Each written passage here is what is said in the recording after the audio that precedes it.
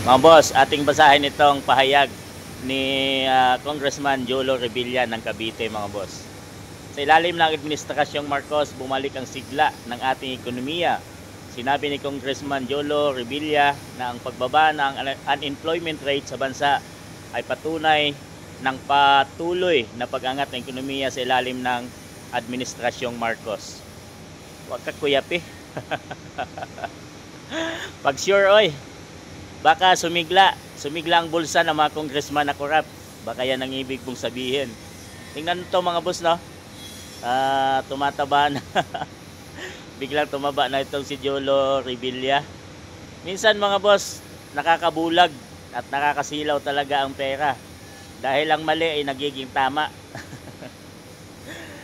Nang dahil sa pera, natatakpan ang kamalian ng bansa. Yan ang katotohanan mga boss. Umangat ang ekonomiya, ang daming ang korupsyon sa ating bansa ngayon. Isa yan sa patunay, katatapos lang ng bagyong Tino, marami sa Pilipinas, maraming lugar ang sinalanta. Isa na dyan ang Cebu City. Yan. Buti sana ang Cavite, kung maganda ba at hindi ba binabaha ang Cavite dyan sa distrito mo, Congressman Revilla.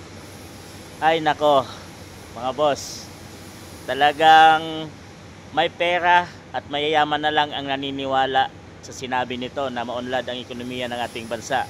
Dahil tayong mga mahirap ay ramdam natin kung ano na ang nangyayari sa bansang Pilipinas, kung gaano nakahirap, kagutom, kamahal ng mga bilihin sa bansang Pilipinas ngayon.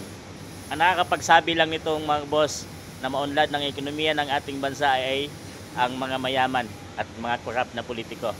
Sa inyong palagay mga boss, husgahan natin to si Congressman Jolo Revilla.